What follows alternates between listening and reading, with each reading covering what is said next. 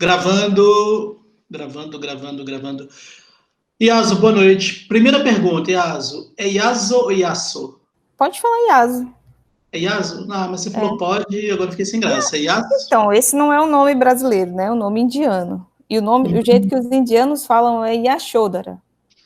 Yashodhara. Yashodhara. Que não é o jeito que eu falo. Eu falo Yasodhara. Meus pais falam Yasodhara. Yasodhara.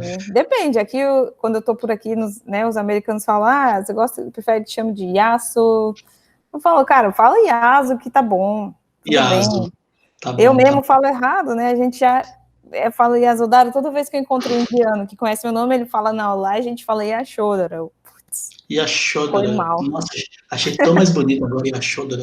Então, estamos apresentados, Luquinhas. Pessoal, Luquinhas dispensa apresentações, ideia clara. Ele não gosta de ser elogiado, então não vou elogiá-lo. Ele vai ficar ali no cantinho, materializando as ideias da Yasu e do Júlio, para depois isso virar um painel muito legal. Vamos lá. Então, Luquinhas, frequentemente eu vou te chamar só para a câmera pegar seus frames, tá? Assim, que fica muito bonito na tela, beleza? Yasu, vamos lá. Vou colocar meu gato no lugar. Primeiro eu tô um pouco nervoso, sabe? Porque eu tive essa ideia meio de supetão e eu fui convidando uns conhecidos amigos para conversar comigo, porque nasceu de uma ideia sobre o que é admirar alguém, sabe? Começou assim, o estalo. E aí eu comecei a mapear eu mesmo. Peguei uma caneta, peguei um papel e falei assim, deixa eu escrever quem que eu admiro de verdade. E aí você entrou nessa lista. Eu falei, caramba, olha que legal. E faz muitos anos, né, assim, que eu te acompanho e tal, não só eu, né? Mas aí, beleza. E aí eu falei, galera, eu vou tentar criar um mosaico de pessoas que eu admiro de verdade. Saindo desse romantismo de Bill Gates, Steve Jobs, Elon Musk, porque, né, não sei se eu alcanço eles, mas, claro, são pessoas talvez muito criativas. Mas esse é o motivo, tá? Muito rapidamente aqui. E aí eu fiz uma listinha de perguntas tremendo de medo, tá, Yas? Porque eu tenho muito medo de conversar com você, mas vai sair. Então vamos lá. Imagina. Vamos lá. Yas, você está nos Estados Unidos agora? Eu moro aqui por enquanto. Você mora aí por enquanto. Então vamos lá. Primeiro, Yasu, quem que é Yasu? Por favor, se apresente para mim e para quem vai assistir. Eu sou uma pessoa que sempre trabalhou com tecnologia desde que, sei lá, eu tinha 12 anos.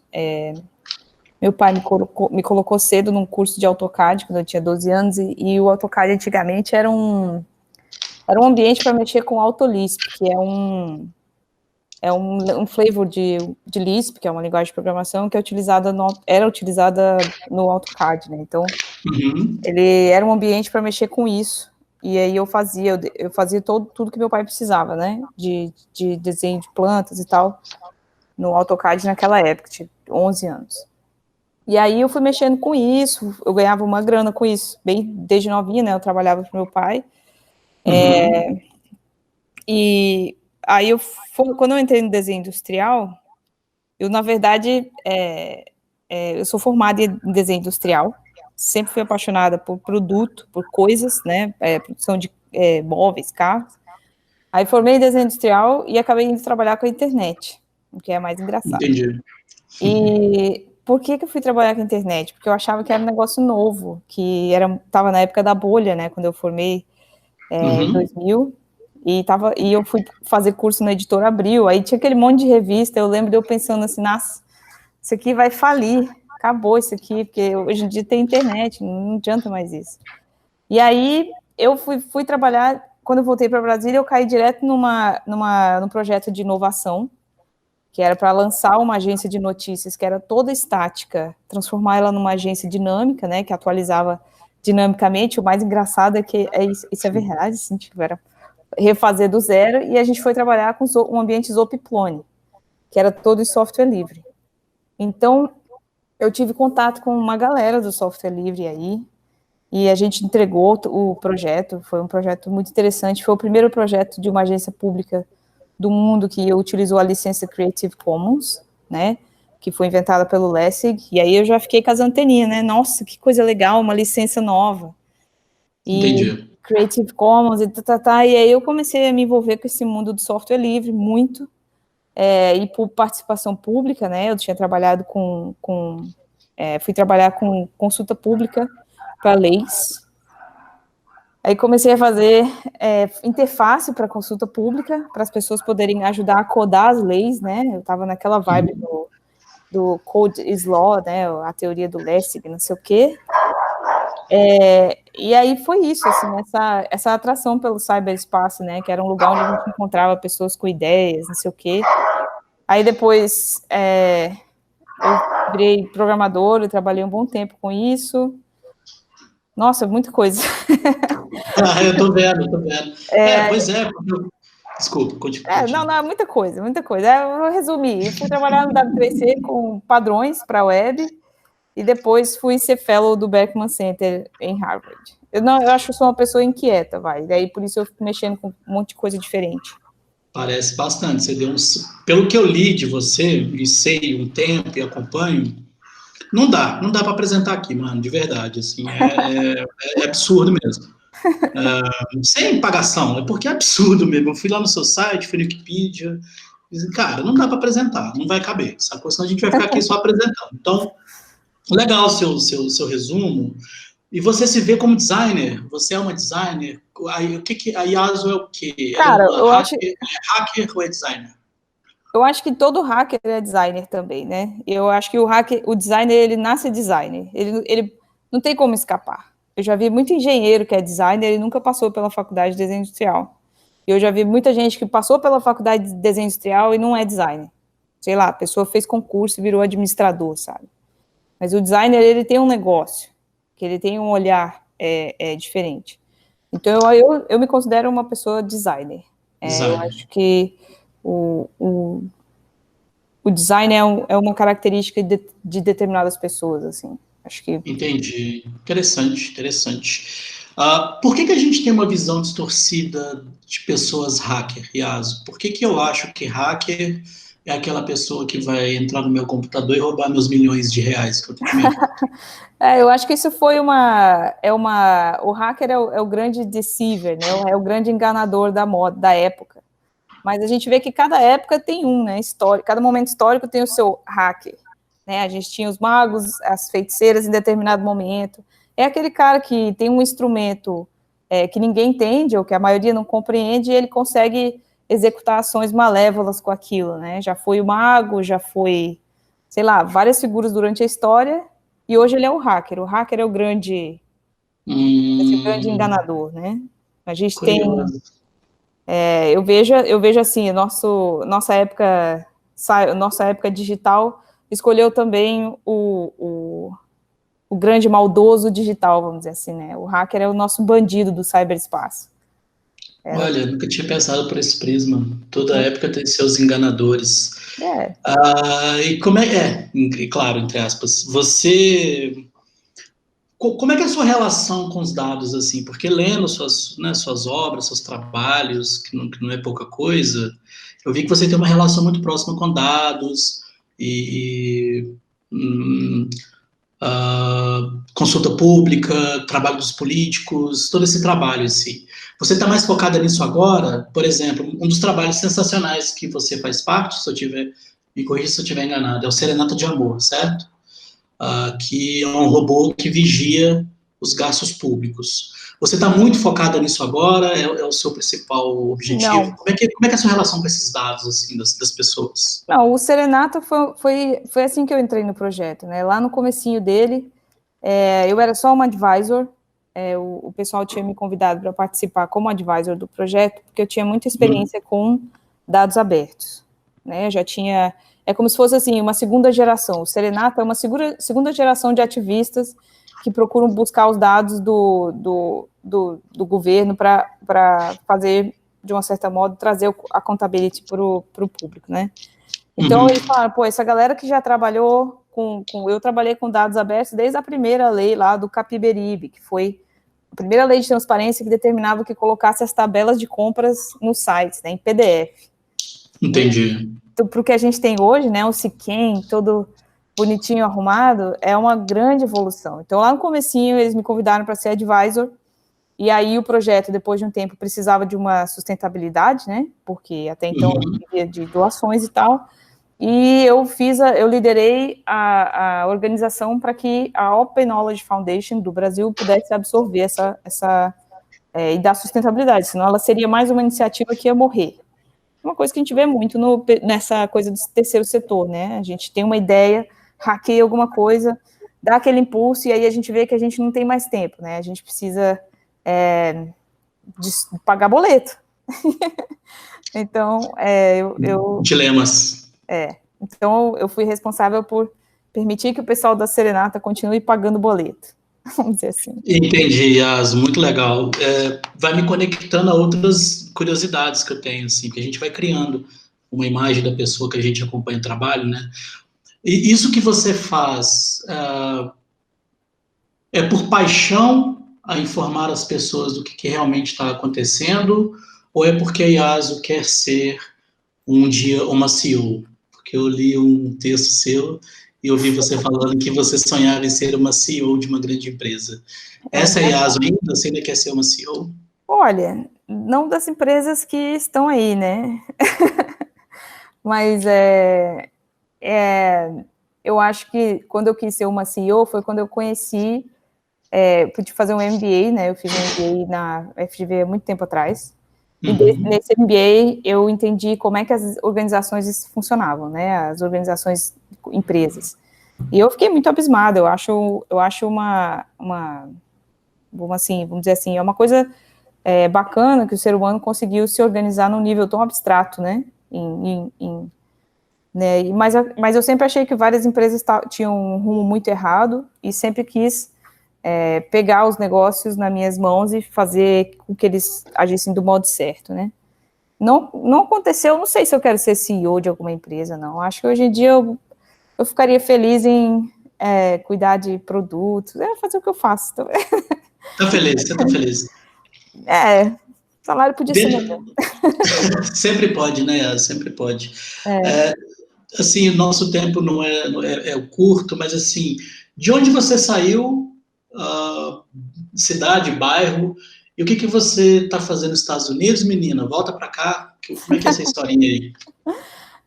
Então, eu nasci em Curitiba, mas meu pai é militar, então a gente mudava muito, né? Quando ele saiu do exército, a gente estava em Brasília, mas eu já morei nas 5 regiões do Brasil. E Brasília é o lugar que eu cresci com mais tempo, cresci nas quadras da Asa Norte, né?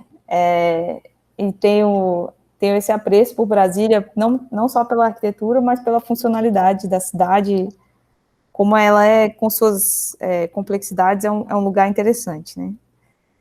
Mas o Brasil é demais. Eu percebi que se eu ficasse no Brasil, sendo mulher, eu nunca ia chegar num lugar onde eu tivesse mais responsabilidade, né? Tivesse um time. Então eu resolvi fazer alguma coisa aqui fora, porque isso foi em 2016, porque a gente tem esse problema do machismo no Brasil, né? E eu não queria ser programadora. Eu acho programação para o resto da vida uma coisa linda, mas eu não queria ser programadora, né? Eu queria ter bastante responsabilidade nas minhas mãos, assim, o time, lançar produtos. Então eu falei, eu vou sair do país e vou, porque aqui não vai dar. Se eu ficasse no Brasil, eu ia estar sempre ganhando menos que meus colegas homens, eu ia estar sempre com chefes que não entendem o que eu estou falando, mas eles são chefes sabendo menos que eu sei, com menos experiência, ia ser sempre assim. Aí eu decidi não voltar mais. Falei, Eita, que coisa triste e alegre ao mesmo tempo. Iaso, por que a gente faz poucas Iasos no Brasil? Por que eu tenho a sensação que só tem você como mulher, né, fazendo isso? Eu acho que falta uma aproximação das mulheres do campo da computação, uma aproximação cultural, né? Não só do campo da computação, mas se você for pensar bem, é muito difícil você permitir que as mulheres sejam intrépidas, né? Que as meninas sejam intrépidas, curiosas, que elas tenham interesses, sei lá, diversos. Eu dei muita sorte, que eu tenho um pai muito... ele também é um designer, vamos dizer assim, mas é um engenheiro civil. Então, assim, ele me levava para a oficina, me deixava desmontar carburadores, me ensinou a desenhar com régua e aqueles equipamentos de engenheiro, quando eu era bem nova. E aí, eu acho que e a minha mãe não estava muito preocupada se eu ia no salão de beleza, se eu estava bonita, ela nem mal preocupava com a roupa que eu estava vestindo. A minha mãe tinha muita coisa para se preocupar, eu era filha do meio, ela não prestava muita atenção. Entendi. Então, eu acho que deu uma sorte ali, porque eu tive esse espaço para ser uma pessoa curiosa demais e para exercer essa coragem de estar sempre trocando de caminhos.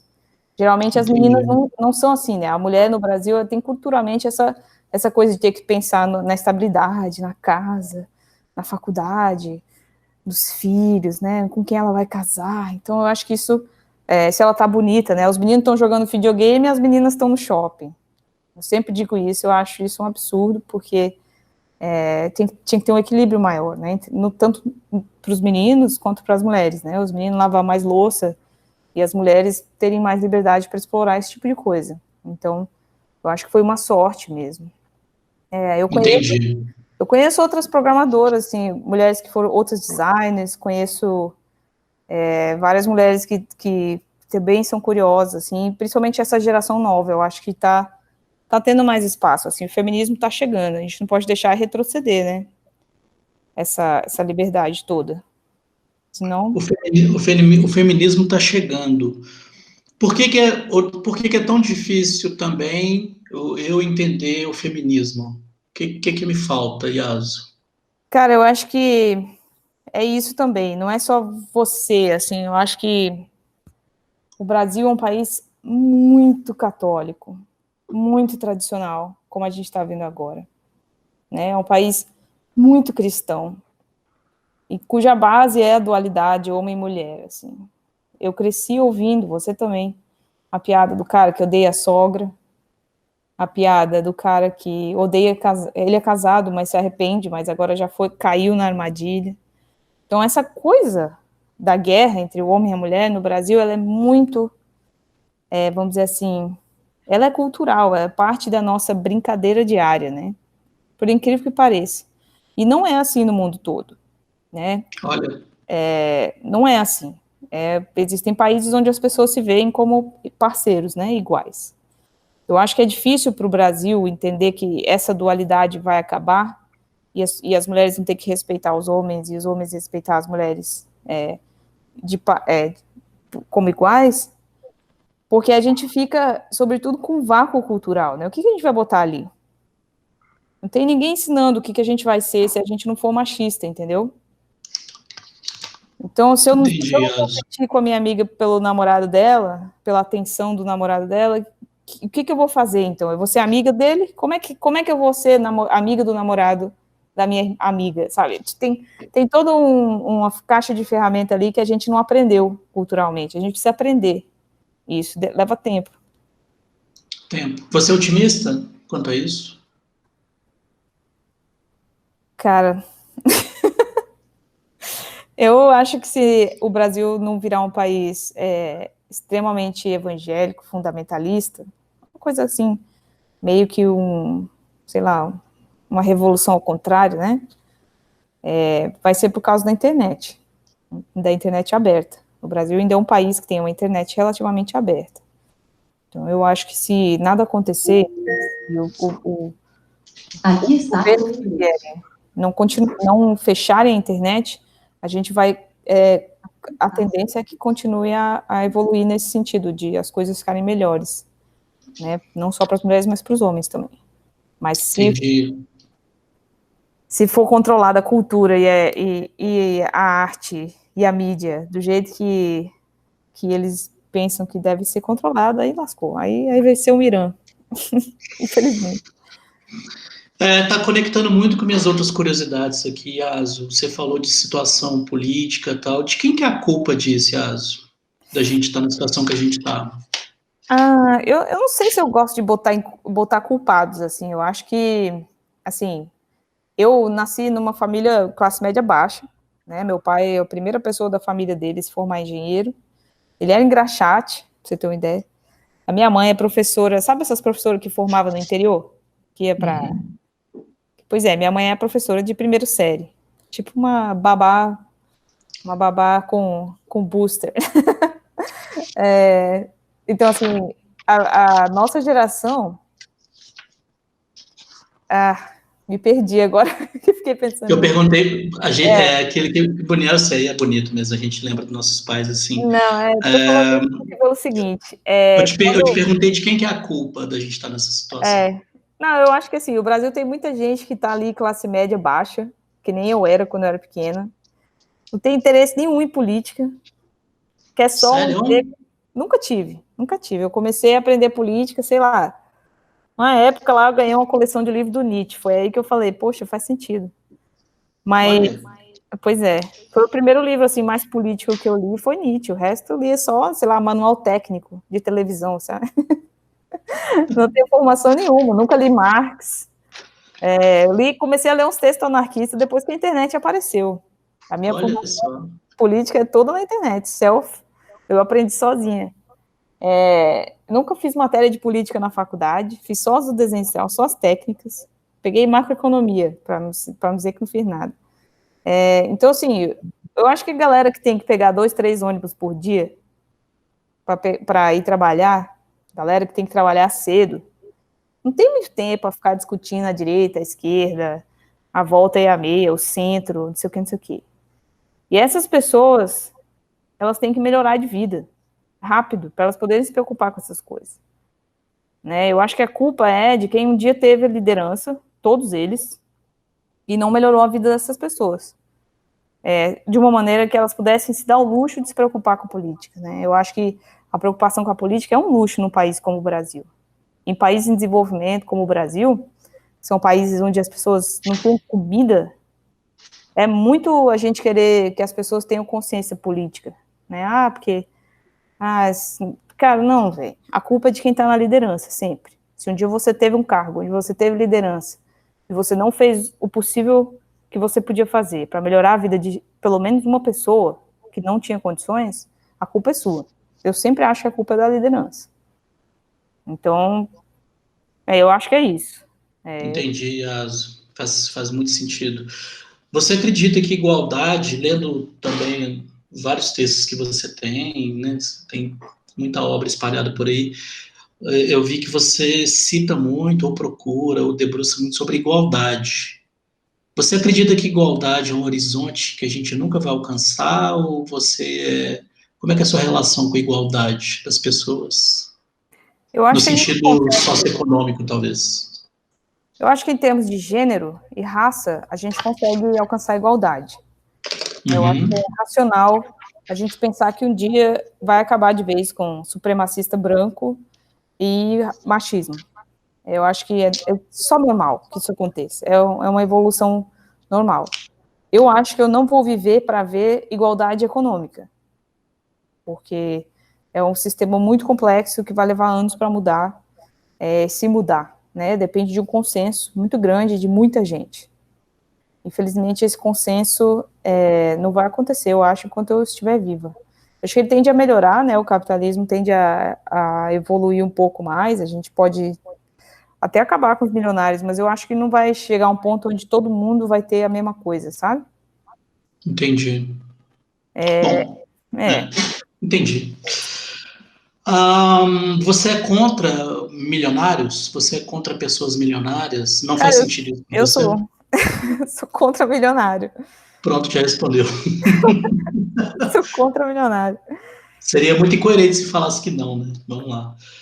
Yasu, eu vou misturar porque é justamente essa a ideia, tá? Uhum. Como que você vê o design, Yasu?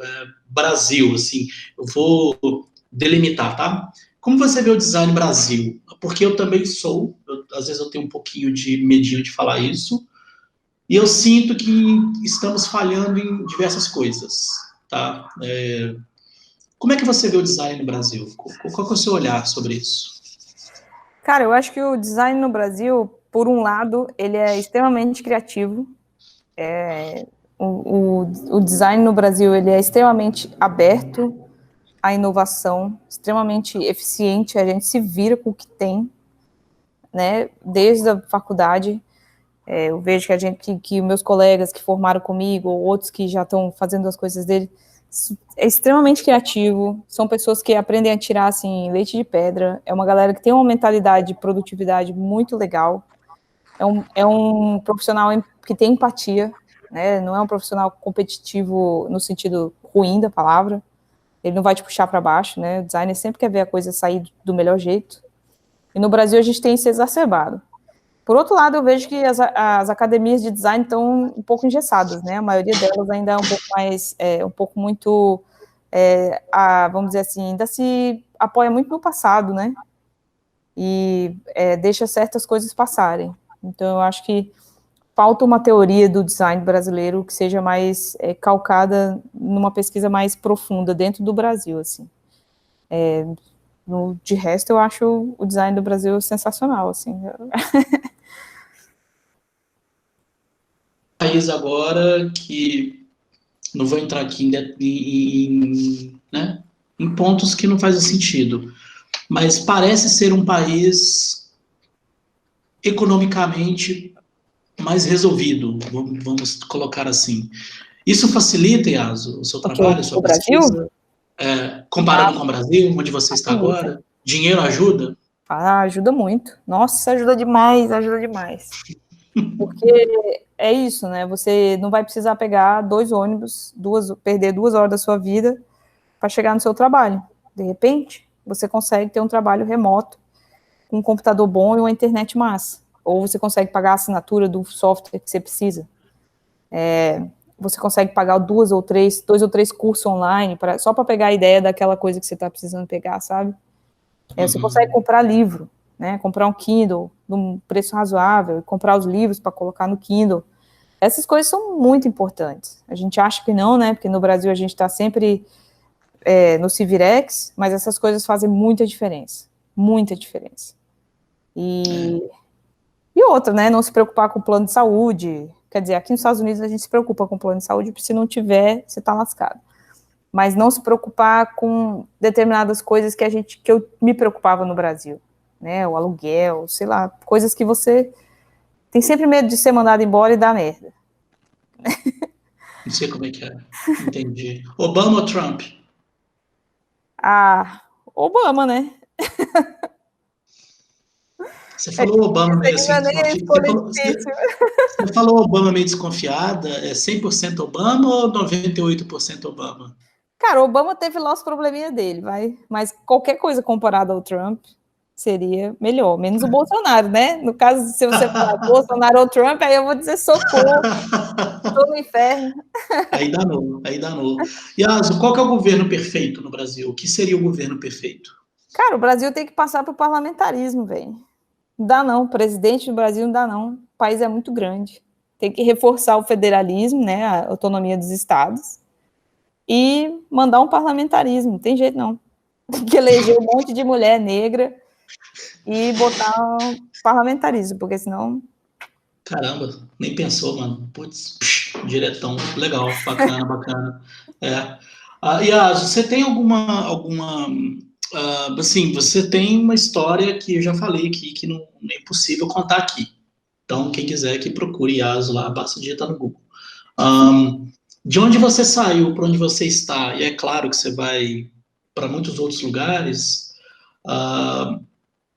você tem alguma coisa assim que é como se fosse um fantasma de onde você saiu, algo assim, putz, eu me sinto mais foda por ter saído de onde eu saí, de onde eu tô? Não, você acha que isso não tem nada a ver? Isso não te deixou mais forte ou mais fraca?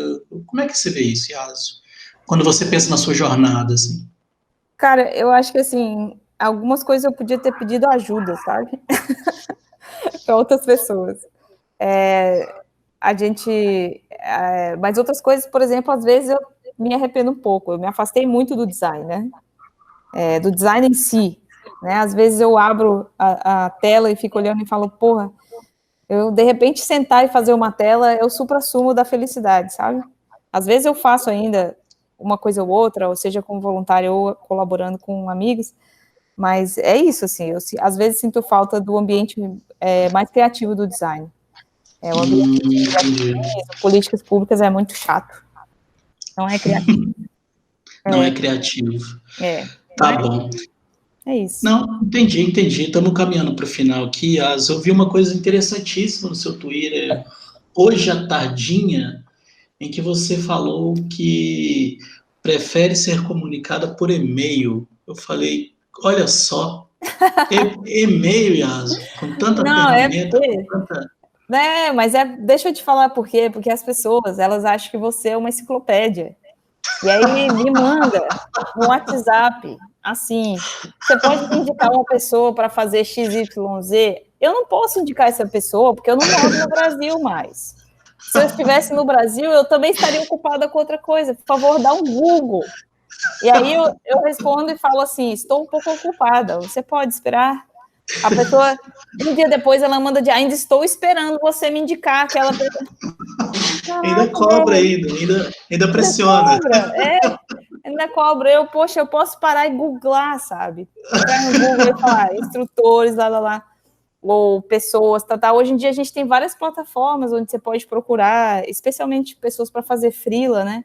É só sentar e dar um Google, ou procurar no DuckDuckGo, que seja. Cara, eu fico impressionada. Yasu, você conhece XYZ dos Y, não sei da onde? Cara, às vezes eu não conheço, eu tenho que pesquisar para te responder, assim. Então, às vezes, é melhor a pessoa... Eu mesmo faço isso, quando eu pergunto alguma coisa para alguém, eu faço uma pesquisa antes, né? Porque já pensou, se eu pergunto um negócio para alguém e tem a pessoa vai me mandar um link do paper, sabe? Putz. É interessante você falar isso, porque eu entrevistei um cientista, ele está no canal também, e ele trabalhou muitos anos em Londres, numa pesquisa lá, ele trabalha ele é infectologista. E ele falou uma coisa parecida com o que você falou. Ele falou uma das coisas, ele odeia comparação, ele é um cara muito bem resolvido com isso também. Cara, não comparo. Mas existem aspectos. Ele falou, cara, no laboratório de Londres, por exemplo, essas coisas estão muito bem resolvidas. O que está no livro, mano. Sacou? Eu não vou fazer reunião com você sobre o que está no livro, sacou? E isso é muito papo reto. Você concorda com esse tipo de postura ou você acha que isso é ágil demais? Então, eu acho que esse tipo de postura existe para economizar o tempo das pessoas, assim, ajuda. Por exemplo, eu sou mãe solo, tenho que cuidar do meu filho, tenho que arrumar minha casa, fazer meu trabalho, fazer minhas coisas. Então, assim, ajuda se a pessoa fala, ó, vi que nem você fez, eu vi que você fez uma pesquisa antes, achei incrível. Olha, vi que no texto tal você falou XYZ, você pode me mandar a referência? Claro, poxa, eu te mando. A pessoa me manda, mas assim, a pessoa mandar por WhatsApp, você pode me indicar alguém que fale sobre o assunto XYZ? Cara, como assim? É complicado. Eu acho que o papo reto, ele é bom porque ele economiza seu tempo, e ele é uma espécie de mostrar respeito também, né? Você fala assim, pô, eu vim aqui hoje conversar com você, porque eu sei que você fez isso e eu quero que você me esclareça isso. Né? Igual eu mandar um e-mail para você e falar, Júlio, queria conversar com você sobre uns assuntos aí. Se você estiver muito ocupado com 15 freela para entregar, você vai falar, mano, o que você quer falar comigo? Porque se for urgente, eu marco para amanhã, senão a gente deixa para semana que vem, que eu já vou ter entregado minhas paradas. Então, acho que tem isso, assim, é uma espécie de mostrar respeito pela pessoa, assim. Acho que tem isso. Entendi. Quantas reuniões seriam apenas um e-mail, né? Pois é. Vamos lá. Por falar nisso, nas pesquisas que eu sempre faço, além de te acompanhar aí a pesquisa que eu fiz muito rápido, porque você aceitou esse convite, eu fiquei muito feliz. Tem um texto seu que eu não consegui ler, porque preciso assinar, e eu fiquei muito curiosa sobre a geração Z. Por favor. Eu sei que deve ter aspectos de negócio e tal, não sei se pode ou não pode. Os meus textos do UOL pode pedir que eu mando tudo. Oba, então tá bom. Pode pedir que eu mando tudo. Eu tô para colocar tudo. Que eu fiquei cabreiro, assim, pô, será que eu posso pedir para ela? Porque é interessante ver uma mulher observar a geração Z, de quem tá dentro da coisa e tal. Muito legal, Yasu. Só mais uma, Yasu, antes de eu fazer a pergunta final do nosso bate-papo, eu vi também que você tweetou, hoje é uma funkeira, eu vi certo? Ah, sim. Ouvi errado. A Ludmilla. Tu escuta funk, mano? Poxa, Que eu escuto a legal. Ludmilla, veja bem. A Ludmilla, tá? Tá mais Não, brincadeira, eu aliviado. escuto funk e tem muita coisa que eu gosto do funk, do rap nacional também. A gente constrói umas coisas na cabeça da gente, né? Imagina você com um violino, assim, no overlock. Não, eu aprendi a gostar de MPB quando eu cheguei nos Estados Unidos, porque aqui os brasileiros são tudo saudosistas, né? Caetano, tal. Poxa, mas quando eu era mais jovem eu tinha uma banda de música punk. Sempre foi uma... Olha, Pois é. você é punk? Você é uma punk? Eu já fui, né? Assim, como eu brinco com as minhas amigas, que toda mãe deixa de ser punk, né? Porque se você for na escola... Toda mãe deixa de ser punk. Que sensacional. Você vai na escola do seu filho vestido de punk e as outras mães vão boicotar você, né? Nunca vai querer levar seu filho para brincar na casa delas. Então você tem que botar uma calça jeans, tênis. Toda mãe deixa de ser punk. Que sensacional. Isso é uma camiseta. Você tem saudade de ser punk? Ou guardou com carinho? Eu tenho. Tem saudade? Não, às vezes eu ainda chuto os pau, eu ainda tenho atitudes punk ainda, né? Mas eu acho que essa atitude punk faz parte também da minha personalidade. Já tentei ser uma pessoa mais tranquila. Ela traz problemas, né? Muitas vezes, mas também eu acho que a atitude punk é um negócio que você nunca larga, mesmo que você já tenha sido ex-punk, você não se veste mais daquele jeito, mas acho que sim. Que legal. Sensacional. Yasu, para a gente finalizar, qual que é o seu elemento raiz, Yasu? Elemento raiz? Como assim elemento raiz? É uma pergunta que eu faço para todo convidado. Qual que é o seu elemento raiz, assim? O que faz a Yasu acreditar que é Yasu? Cara, eu acho que é a curiosidade. Curiosidade. Aí. Curiosidade. Bom, é difícil responder isso, né? Porque é difícil. A gente é feito de tanta coisa, né? Pois é. Mas é uma provocação mesmo. Yasu, muito obrigado. Eu sei que seu tempo é super corrido. Muito obrigado por aceitar. Imagina, adorei, gostei bastante. Que legal. Daqui a uns meses eu vou tomar coragem de novo, vou te convidar de novo para a gente ver o que a gente conversou hoje. Será que a gente pensa as mesmas coisas? Será que não? Será que muda? É verdade. Quem sabe você volta a ser punk, né? Vamos lá. Pois é. Quem sabe? E aí, fica aí também. Luquinhas, por favor, apareça rapidinho, só para a gente poder se despedir. Uma obra sensacional do Lucas Dedé Clara. Que legal! Você vai receber também esse painel, algumas de suas ideias materializadas aí. E é isso, Yasu. Muito obrigado. Olha que sensacional, gente. Nossa, muito legal essa ideia, adorei. Que bom, que bom. Obrigado de verdade, viu? Muito obrigado. Valeu, Júlia, adorei. E a gente vai se falando. Tá bom. Beijo. Beijo, tchau. Tchau, tchau.